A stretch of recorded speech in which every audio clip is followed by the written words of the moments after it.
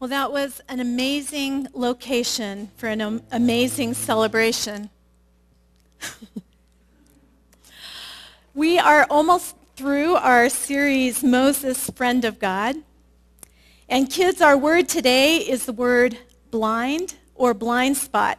Mark down on your piece of paper how many times you hear me say the word blind or blind spot. Take it to the back afterwards, and we'll have something for you. It was a beautiful spring morning in Michigan. And just a couple short weeks, my middle son Josh was going to be graduating from high school. But on this morning, he would present his senior project to members of the school board. The senior project was a significant high school event. It was something that students were supposed to work on all 4 years of high school. Amazingly, Josh's senior project only took 2 weeks and an overnighter. But anyways, my plan was to go into work for a couple hours, take an early lunch, and then drive to the high school.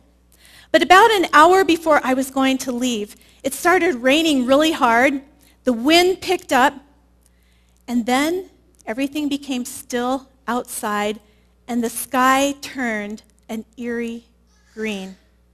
Well, there was no way I was going to miss Josh's presentation, so I decided to leave right then before it became impossible to drive. But I wasn't on the road long before the weather became crazy. The rain started coming down in sideways sheets. My windshield wipers were useless, but I kept driving. As I got close to the high school, there were branches all over the place, water covered the roads and the sidewalks, and I couldn't even find the edge of the road to know for sure where to park. I kind of resigned myself to the idea that it was unavoidable to get wet to some degree. So I kind of looked for the best route to take, and I stepped into an area that I imagined was going to be about ankle deep. But it was actually much, much deeper. And I fell into water that was over my head. It was a complete disaster. I kind of scrambled. I had let go of my purse, and things from my purse were like floating in the water, and I grabbed everything. And I thought about going home to change, but there just wasn't enough time. And so I thought, I'm just going to hope that other people are wet too. I thought that I knew that I was not the kind of wet that you get from just walking through the rain. I was the kind of wet you get when you go swimming.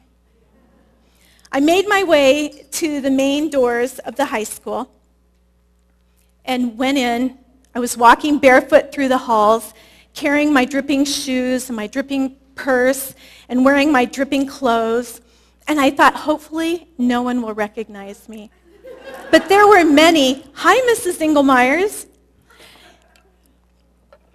And so I made my way to the door that I knew where Josh was going to make his presentation. I decided to just act normal, and I took a deep breath, opened the door, and sitting behind a long table were members of the school board, and there was Josh in his suit and tie. And as any 18-year-old young man would do, he tried to remain composed, but the look on his face is etched in my mind forever. It was that, this can't be happening, look. And all that came out was, Mom? I sat down, and the presentation began. We use the term blind spot to talk about something that's obvious in someone that they don't see. That morning, I had a blind spot. I didn't see what was apparently obvious to everyone else entering the high school. I was blind to a gigantic puddle. Blind spots have consequences. My consequence that day was just feeling embarrassed and kind of ruining an experience I wanted to share with my son. But we look back on it now, and it's just something that's funny. But I want to talk to you today about blind spots that have consequences that will never be funny. They're the blind spots we have in our lives that we don't see, but other people do. I have them, and you have them. And there are things that everyone sees in us, but to you and me, our blind spots are, or we don't see our blind spots, but to everyone else but you and me, they're as obvious as that gigantic puddle. Well, I want to give you an example. For years, I've believed in living debt-free and only spending money that I have on things. But from time to time, I've been known to buy something that was on sale or on clearance with money that I didn't really have for that thing, but it was something that I thought I would need at some point. Sometimes it would be something that I just wanted. And I thought that it probably wouldn't make that much difference, but I would just think that everything would balance out. And sometimes those things would add up in a way that I would get behind. And I didn't really think that was the same as being in debt. But one day, someone said to me, who was a friend, one of my pet peeves is people who say they want to live debt-free and then buy things on sale with money they don't have. And then that friend said directly to me, "Have you ever done that?" And in that moment, I remember it was just like an awakening. And to that person, it was as obvious as could be that spending any money you don't have puts you in debt. And I was totally blind to that. A blind spot is something that I don't see, but that's obvious to someone else.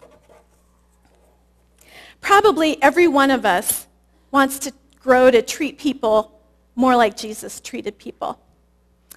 But have you ever been in an argument with someone who the argument was kind of going on, and then all of a sudden the person kind of blew up and started yelling? And you said, "Will you stop yelling? You have anger issues." And their response, "I'm not angry. I'm just passionate about what we're talking about." And then maybe that person tore the newspaper in half and threw it across the room. And you said, "It really seems like you're angry." And their response, "I'm not angry. I'm just disappointed." Wouldn't you be disappointed if life just wasn't working out the way you wanted it to? And you're kind of left feeling like they totally don't see it. It seems like they're blind to what looks and feels to me like anger. A blind spot is something that I don't see, but it's obvious to other people in my life. No area of life is exempt from a blind spot. It could be your values, like when you say you value relationships or your marriage or family and how you think you honor that. It could be the way you interact in the workplace or how you relate to the opposite sex. It could be your goals, your dreams, your motives. Everything is fair game for a blind spot. And the nature of blind spots is that we don't see them, but people around us do. Well, I know what you might be thinking. I'm pretty insightful, self-aware, and I think I'm smarter than that. But you know what? Intelligence has nothing, there's no relation between intelligence and avoiding blind spots.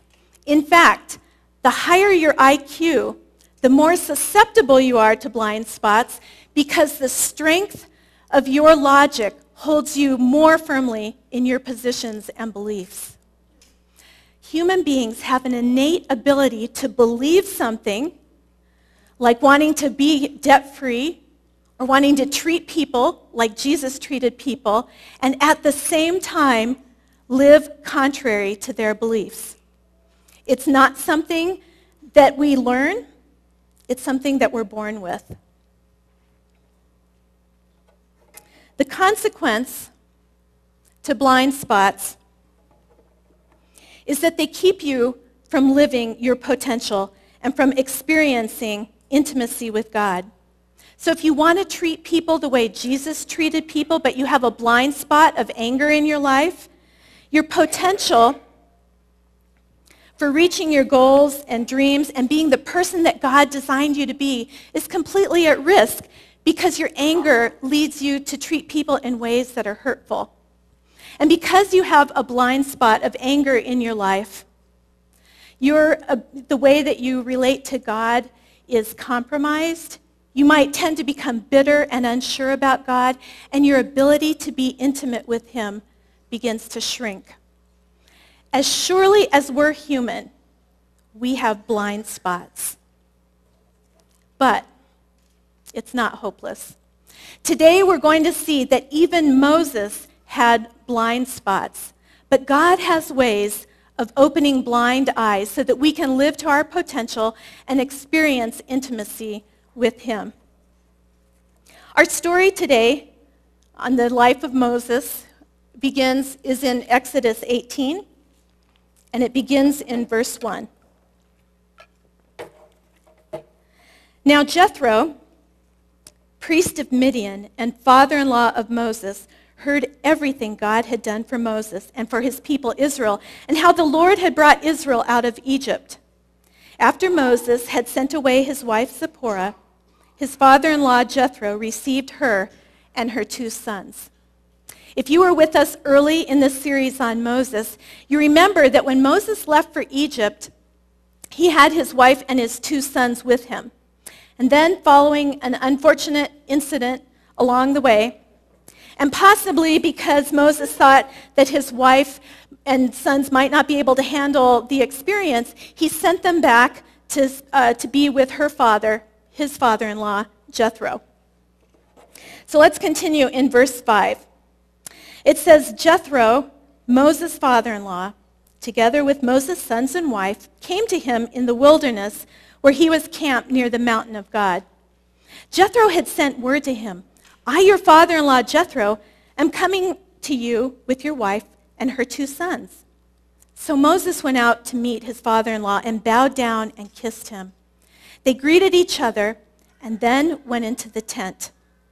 Moses told his father-in-law about everything the Lord had done to Pharaoh and the Egyptians for Israel's sake, and about all the hardships they had met along the way, and how the Lord had saved them. Jethro was delighted to hear all about the good things the Lord had done for Israel in rescuing them from the hand of the Egyptians. He said, Praise be to the Lord who rescued you from the hand of the Egyptians and of Pharaoh, and who rescued the people from the hand of the Egyptians. And in verse 11, he says, Now I know that the Lord is greater than all other gods, for he did this to those who had treated Israel arrogantly. Then Jethro, Moses' father-in-law, brought a burnt offering and sacrifices to God. And Aaron came with all the elders of Israel to eat a meal with Moses' father-in-law in the presence of God. In order to grasp what's happening in this reunion, we have to remember that Moses had spent 40 years with Jethro, his father-in-law, working for him as a shepherd. He had come to Jethro as just a young man fleeing Egypt, and Jethro took Moses in. Over 40 years, imagine the experiences that they would have shared. They grew to know each other well. They were probably a source of encouragement and support to each other. Moses would have shared his experience with Jethro about how he was rescued as a baby, adopted by Pharaoh's daughter, and he grew up knowing that he was supposed to be the deliverer of his people. But then in his just youth and haste, he killed an Egyptian, and he had to leave Egypt, fleeing for his life. And Jethro would have provided a listening ear and a safe, healing place for Moses during all those years. Moses eventually married Jethro's daughter and became his son-in-law. But he had probably already become like a son to Jethro, maybe like the son he had never had. And Jethro had become like a father to Moses. You can kind of imagine the day that Moses gathered his family to leave for Egypt, and Jethro probably prayed over them and he assured Moses that he would pray for him every day. We can probably also imagine that every day that Moses was in this journey with God and with the children of Israel, that he missed the companionship of Jethro, he missed his wisdom and support. And so in this reunion, Moses and Jethro do what friends do.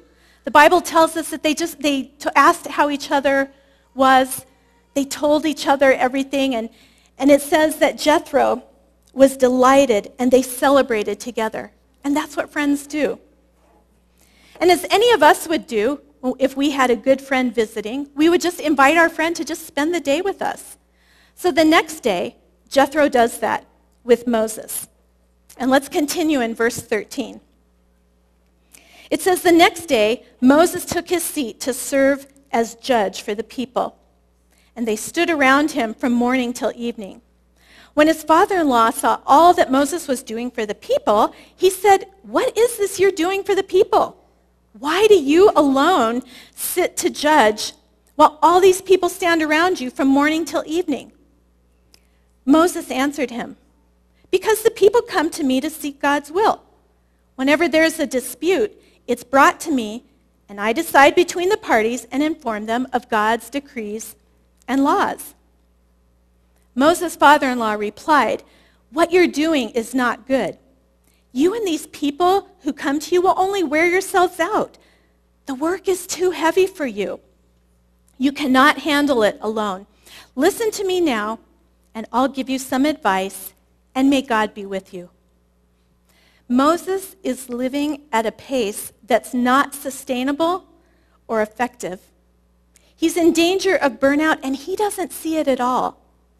And Jethro watches for a while and basically says, "What on earth are you doing?" It's the blind spot.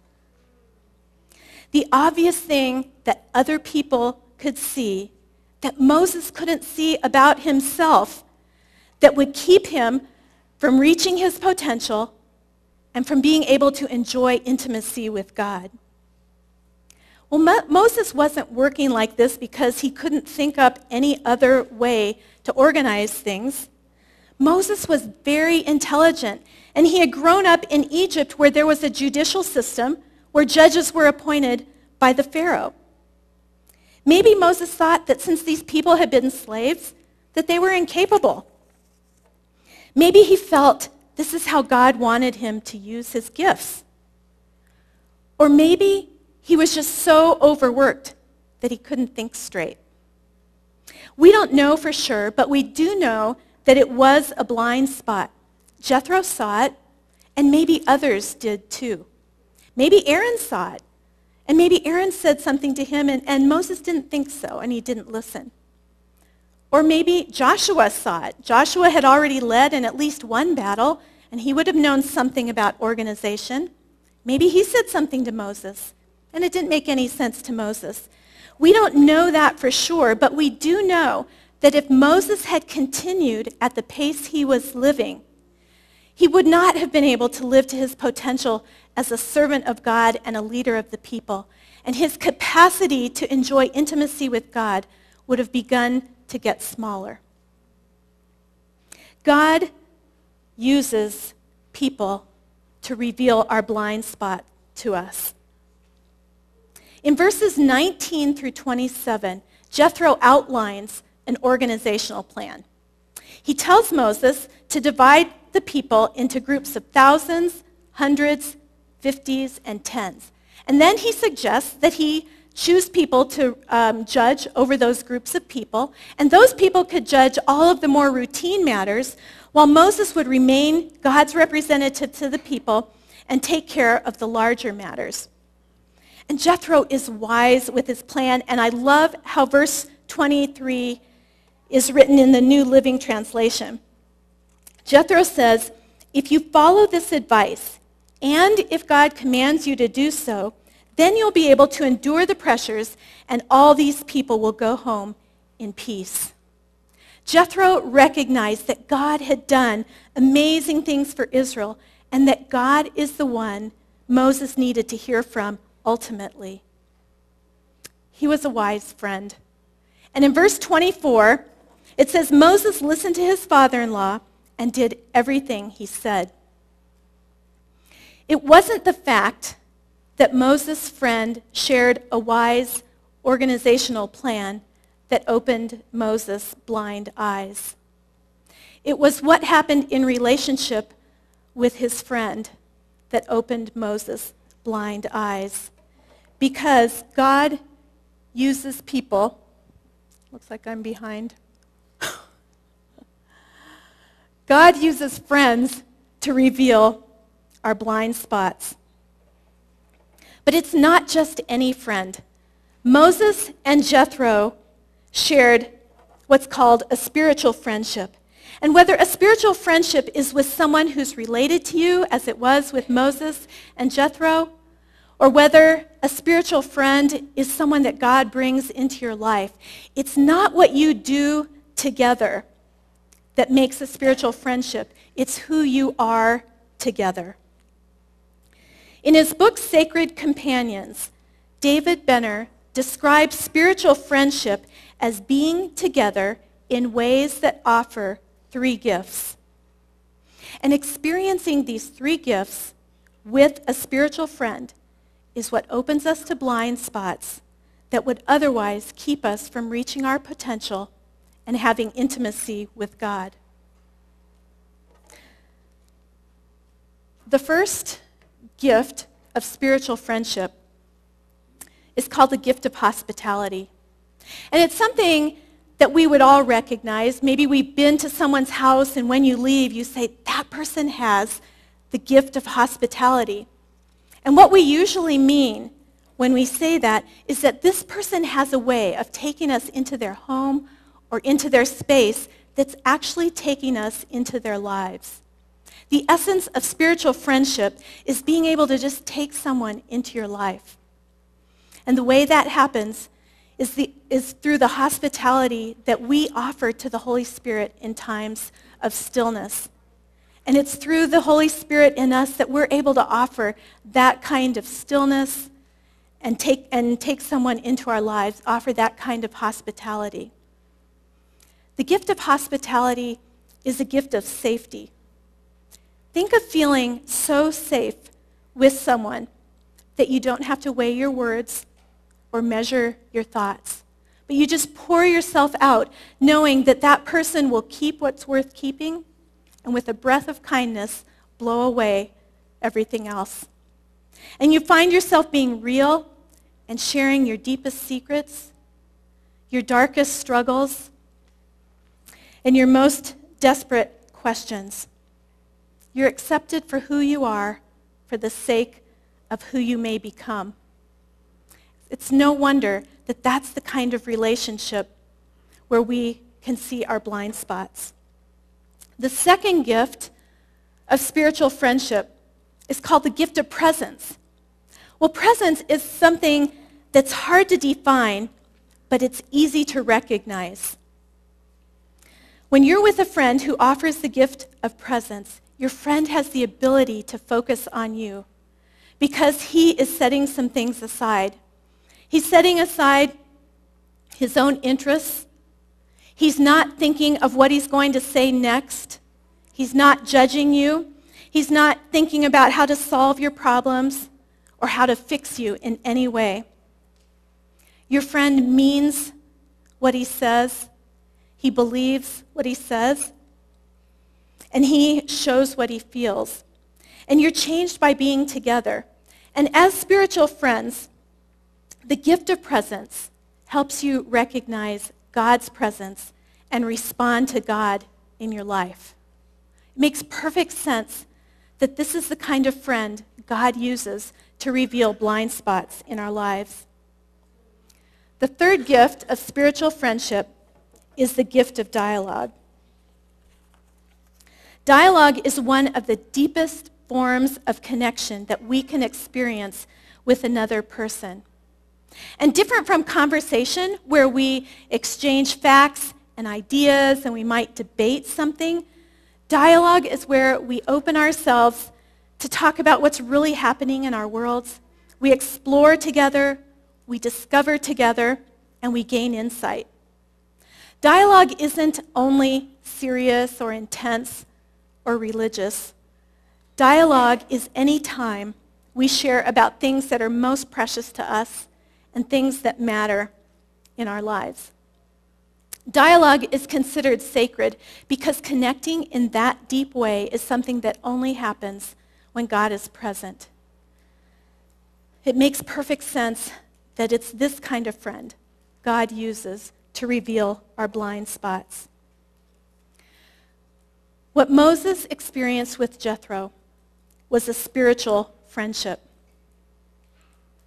It could be that what we're talking about blind spots and spiritual friendships makes perfect sense. But there are some of you who are thinking, I've had friends, but I don't think I've ever had a spiritual friend. And you're attracted to the idea, and it's something that you feel like you would want and that you probably even need. But maybe you have no idea how to find this person. You don't know whether maybe it's someone that you already know, or maybe it would be your spouse or someone else you're related to. If that's where you are right now, I want to encourage you to do two things. One, begin praying about making and taking opportunities to experiment in dialogue with people that God puts in your life and see how God leads. And I want to invite you that if you have never had a spiritual friend, that you talk with Pastor Dave or with me about other next steps. Imagine what would change for you with this kind of friend in your life. You would live with depth and purpose. If between now and the end of 2012, you take and make opportunities to have genuine conversations about things that matter to you, you could begin the new year with a spiritual friendship in place. Some of you have totally resonated with the idea of spiritual friendships because you've had a spiritual friend before, but you don't right now. And in that relationship, you grew spiritually, and it was life-changing. Right now, you have friends in your life, and you could maybe even think of one or two people that you could be in this kind of relationship with. And maybe because of the pace of life, that you haven't invested in that kind of relationship for a while, or the season of life, maybe you just stopped investing, and maybe you're not even sure what happened. If this is where you find yourself, I want to caution you that there will never be an ideal time to begin a spiritual friendship. But I want to encourage you to do something too.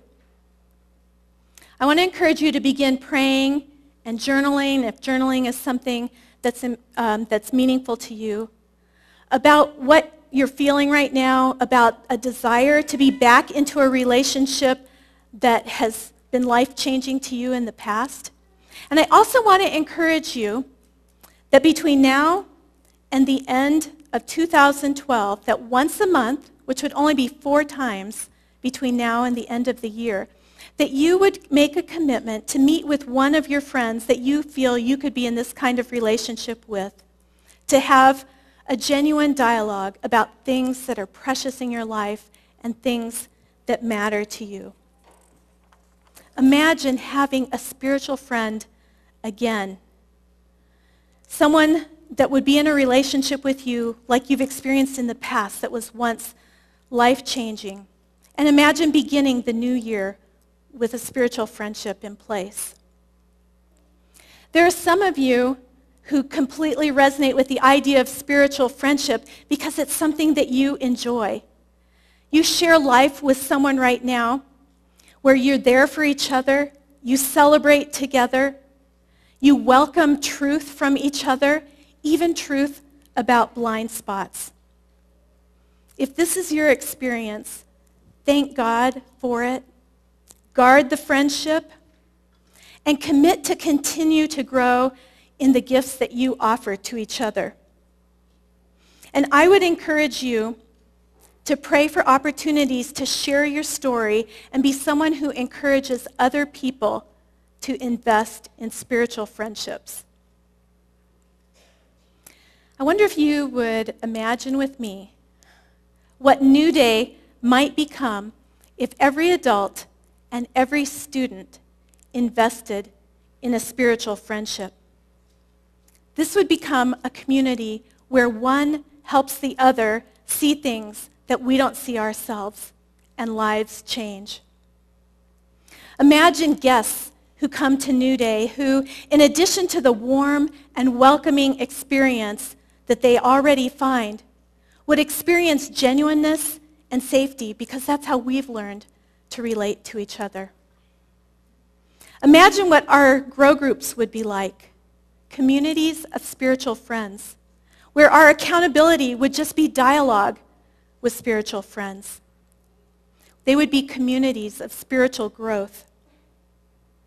You would be excited and almost compelled to invite friends to attend Newday and to just check it out because you would be confident that it would be a place of life change. And just think if each of us lived to our fullest potential because we were in relationships with people who would speak truth to us, who journeyed with us, that this would be a church that would live to its fullest potential, which is to be the hope of the world. And Newday would be Acts 2 all over again. Well, several years ago, God brought a friend into my life who became like a sister and really like a best friend to me. And early in our friendship, she introduced the idea to me of spiritual friends. And it was a really natural journey for us. We shared every detail of our lives together. We explored our worlds. We discovered things. We gained insight. We grew spiritually. And our lives became very rich because of this friendship. And it was such a good thing in my life that I made 2 other spiritual friends. And it was amazing because of just the uniquenesses and differences between us. The spiritual friendship was even richer. Well, in 2005, I was divorced, and that was such a difficult experience for me that I reacted by isolating myself from my friends. And it wasn't that I stopped believing in the goodness of spiritual friends. It just seemed like I was unable to trust and be open and to share honestly about what was really happening inside of me. Well, the journey back hasn't been an easy one. It's been slow, and sometimes it's felt like 2 steps forward and 1 step back. And I've been really surprised that something that was once so natural to me, being able to be open and share easily with people, became difficult. I realized that regaining what I had wasn't going to just drop out of the sky onto me one day, and that I had to just get back in the game, so to speak. And so I'm committed to pursuing spiritual friendships because it's something that I need. I want to have what I had before. I want to be someone who lives to my fullest potential in Christ. And I so much want for my capacity for intimacy with God to continue to grow. And it's my prayer for Newday that nothing will hold us back from pursuing spiritual friendships. That this would be a community of people who lives to their fullest potential in Christ and whose capacity for intimacy with God continues to grow larger and deeper.